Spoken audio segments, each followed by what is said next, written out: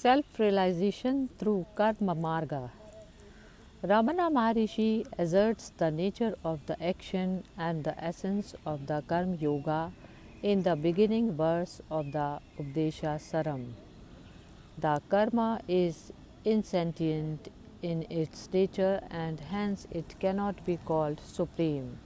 It is the God by whose order one gets the fruit of the actions.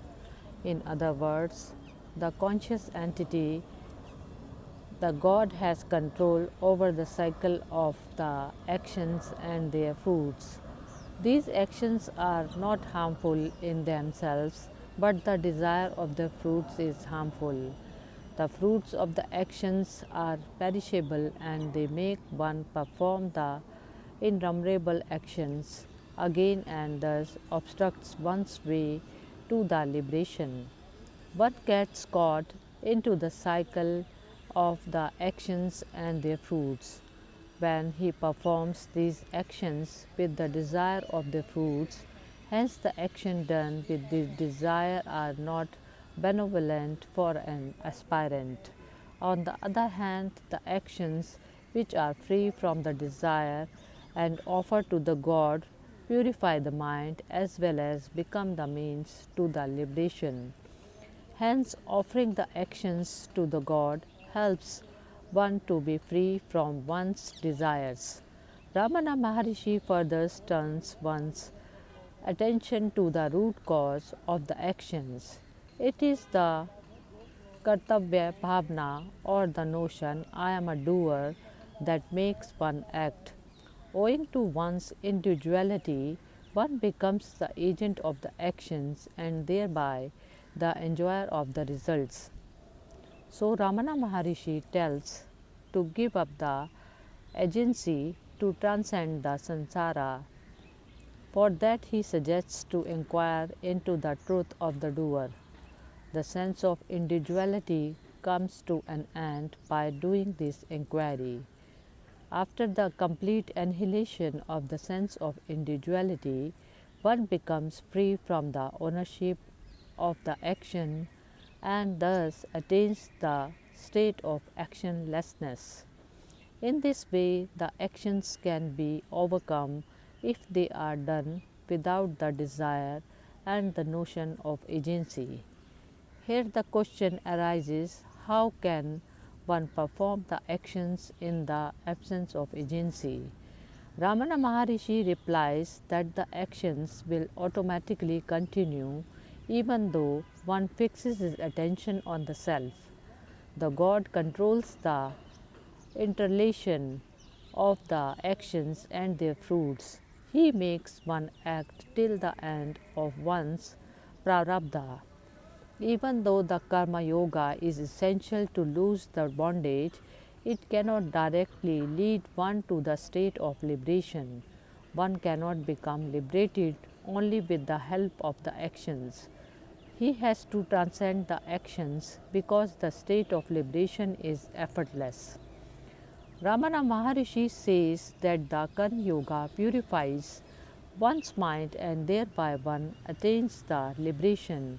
Maharishi speaks the same about the Satkarmas, the various virtuous actions such as purification of the body by bath, repeating the prayers at the time of twilight, doing sacrifice, studying the Vedas, worshipping the gods, etc. Purify the mind of an aspirant who has started the practice of self inquiry and whose desires are extremely weak.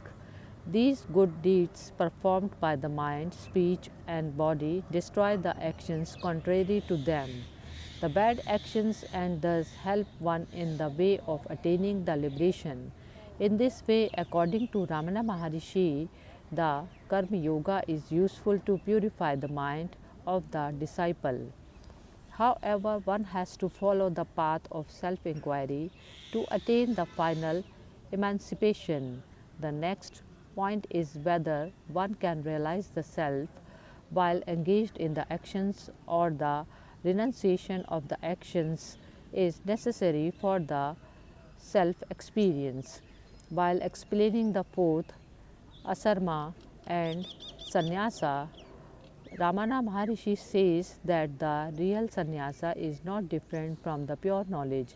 It is not merely wearing the red garment or shaving the head. Then, what is the worth of this fourth stage?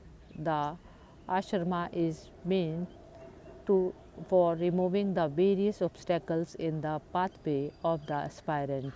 On this verse, Kapali Shastri comments that innumerable obstacles can obstruct one's way when he is doing the sadhana, spiritual practice to attain the realization, and even he is free from the attachments.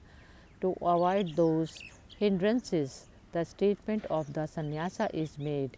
At another place, Ramana Maharshi explains that the four ashramas pertain to the body, whereas the attachment pertains to the mind. The discipline of the sannyasa ashrama helps one to attain the dispassion, which is the main to the self inquiry. However, if one is not eligible yet to live the life of sannyas ashrama, he should live the householder's life and practice the renunciation of the mind.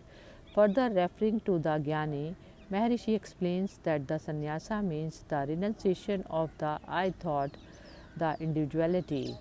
Although the Jnani, who has thus annihilated the ego, performs various actions in the world, in reality he remains inactive.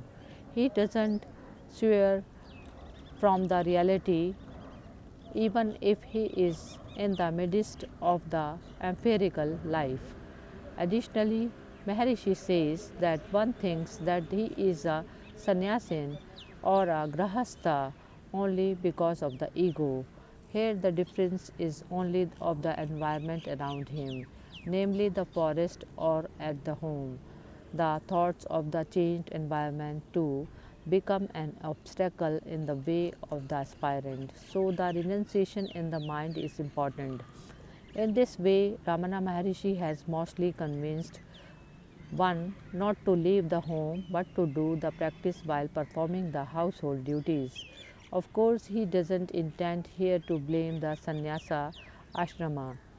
He answers in such a manner probably because he considers the eligibility and the temperament of the person. If one is not prepared properly for the sannyasa and he is yet attached to the household activities, then it will not be beneficial for his spiritual practice to accept the monastic life.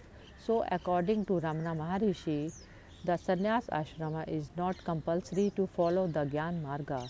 Moreover, he confirms that even an aspirant can practice the path of Gyan while engaged in the actions, and after doing some practice, he can be indifferent to the actions. In this connection, the question was asked to Ramana Maharishi why he had himself left the house if the renunciation of the household duties is not essential. The answer given by Ramana Maharishi is that it is owing to his prarabdha. Moreover, he proclaims that one's prarabdha cannot be changed in any circumstances. If one's destined to leave the home, he will definitely do that, even without any question. On the other hand, if he is destined to perform the household duties, he can never avoid them. The renunciation of the household duties is solely dependent on one's destiny. Therefore, according to Ramana Maharishi, it is the maturity or the fitness of the mind of the aspirant that plays an important role to attain the self realization. Then the external circumstances do not obstruct the way of the aspirant. Therefore, further he states that the duties performed in the first three ashramas, brahmacharya, grahas, and vanprastha, do not disagree with the self realization.